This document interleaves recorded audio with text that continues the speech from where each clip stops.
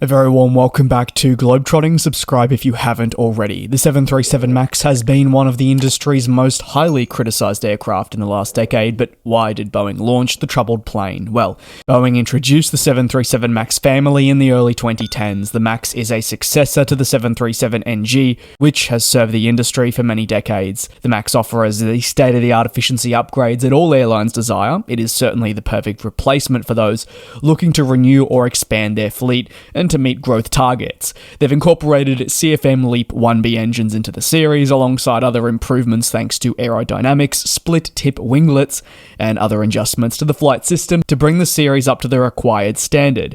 You've got four primary variants. The 737-8 is the most popular model, typically seating around 178 passengers in a two-class configuration, with a range of approximately 3,500 nautical miles. Then we have those two uncertified variants in the 737-7 and the high-capacity 737-10. Unfortunately, like I said, both variants that I just touched on remain uncertified, with timelines continuing to be pushed out in terms of their approval process. For airlines, the MAX does also showcase lower operating costs, something you would imagine, improved fuel efficiency, up to 14% better than the 737 NG. Certainly it is a flexible platform for short to medium haul routes.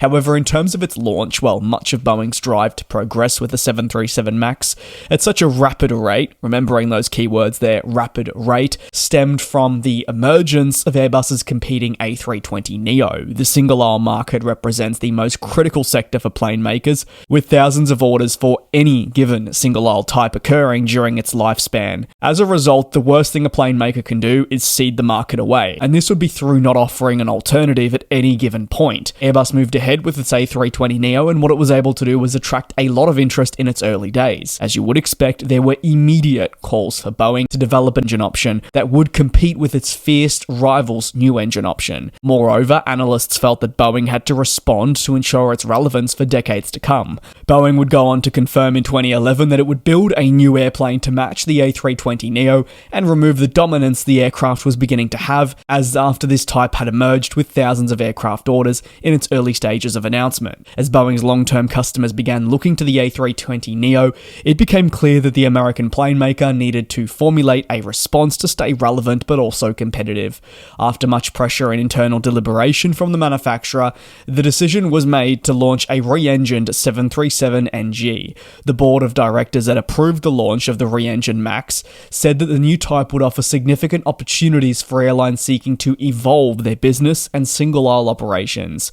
Amidst the emergence of a new era, new composite materials were being used on planes, and Boeing initially viewed the MAX as a short to medium-term solution and even felt that a new genuine next-gen plane could arrive by the 2030s, so it was not seen as maybe a long-term solution, rather something to cover them for the moment. So as a result, the MAX was, you could make the argument, rushed into production to stop the bleeding that it was seeing to Airbus, which was advancing quite rapidly with more stability through its A320neo. Unfortunately, in its race to get the 737 MAX to market, Boeing will later have found to have cut many corners in the production and certification processes.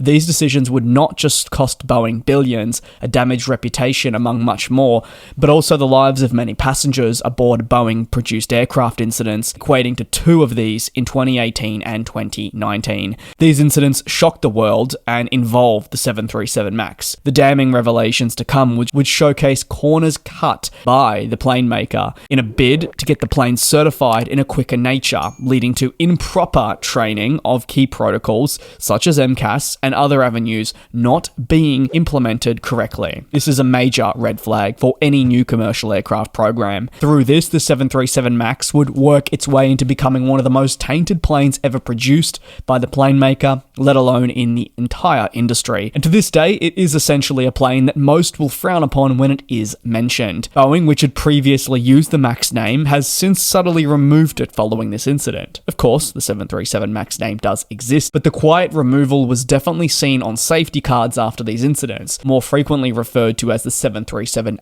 737-9, and part of a MAX family. Analysts argue that Boeing attempted to squeeze too much life out of the 737NG, which was using at the time already a dated fuselage that basically had no more to give. The plane maker believed that there was going to be a way to extract more life, and if it was going to extract more life out of a dated fuselage, it would be able to keep its costs lower and get the plane to market quicker because the certification process would be not as thorough. The plane maker kept costs low, made a handful of changes, and then proceeded with this over a clean sheet design, reducing your overall time frame.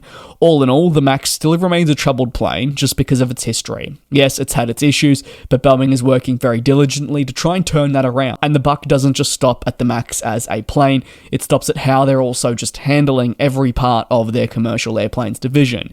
Its legacy, unfortunately, has already been written. It can't be undone, and while its performance metrics are impressive on paper, that is what future customers need to look towards, what it offers them, not its history, which can't be changed. The reasons for launching the plane were valid at the time, which was to fend off the emerging A320neo in a crucial sector that Boeing could not give up. However, the execution is something with hindsight you'd say was all wrong, with the priorities simply not placed on the safety, but rather maximising revenue and shareholder approval. Keen to hear your take on this matter down below in the comments. Thanks for watching, take care, be safe, and I'll see you in a couple of days for further industry analysis. And we'll fly.